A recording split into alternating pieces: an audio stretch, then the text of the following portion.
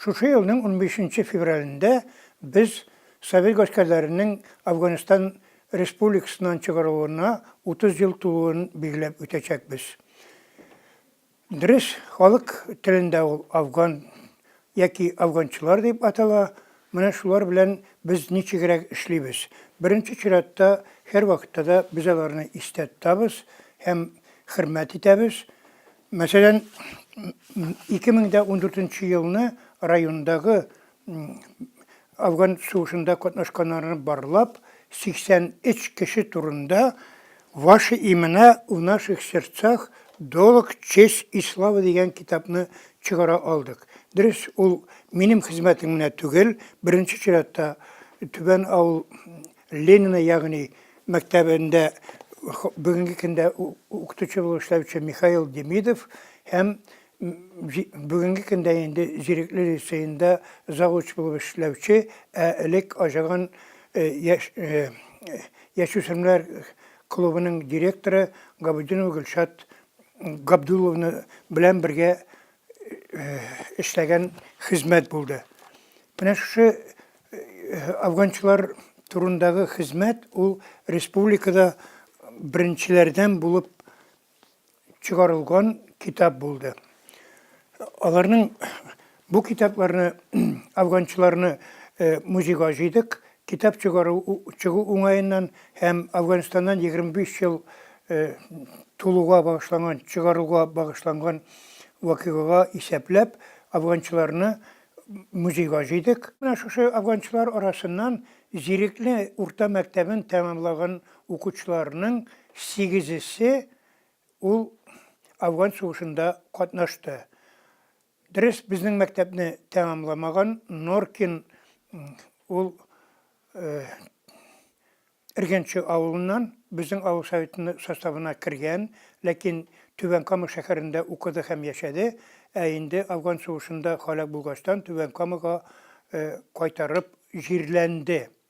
Калганы 8-се Зирекле урта мәктәбендә белем алган егетләр булды.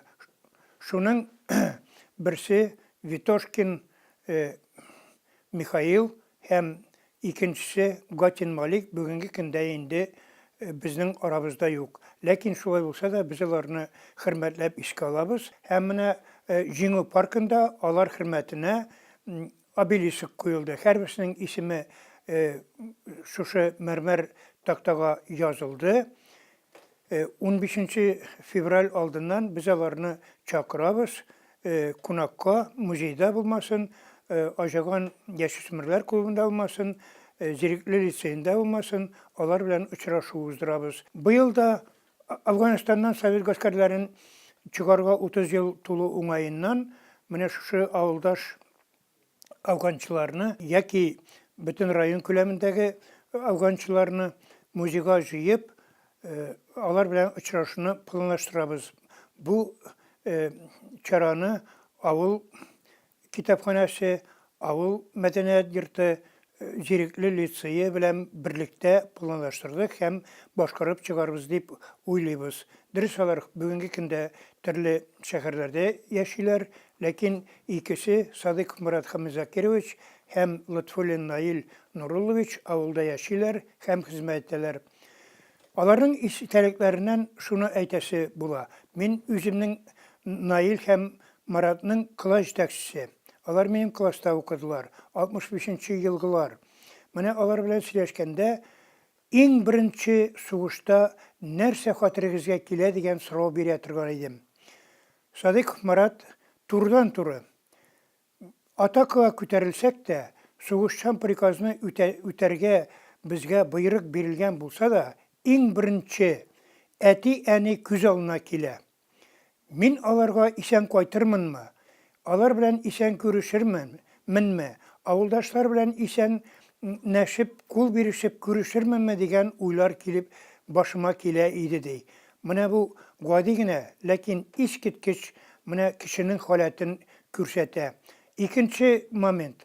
Спорт белән нәрсә ничек шөгыльләндегез һәм ул сезгә файда бирәме дия идем шул ук вакытта сорауны. Марат әйтә иде: "Эй, абый, менә тауга күтәреләсең, таш таулар, Бул бит инде тигезлектән ничәмә 100 метрлар өстә, салкын, буран. Менә шунда күбесе менә алмый.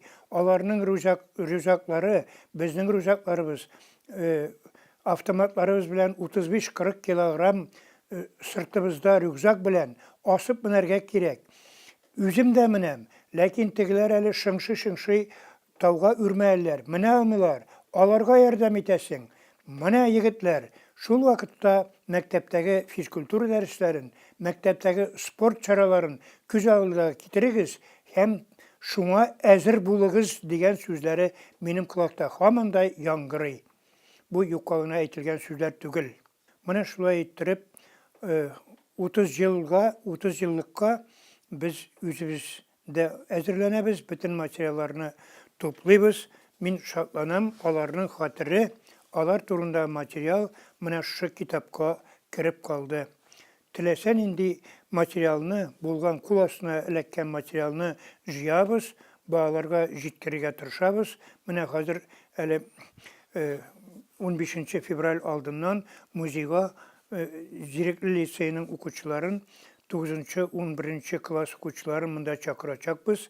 Ансы айрым булачак һәм тулысынча әңгәмәләр уздырачакбыз.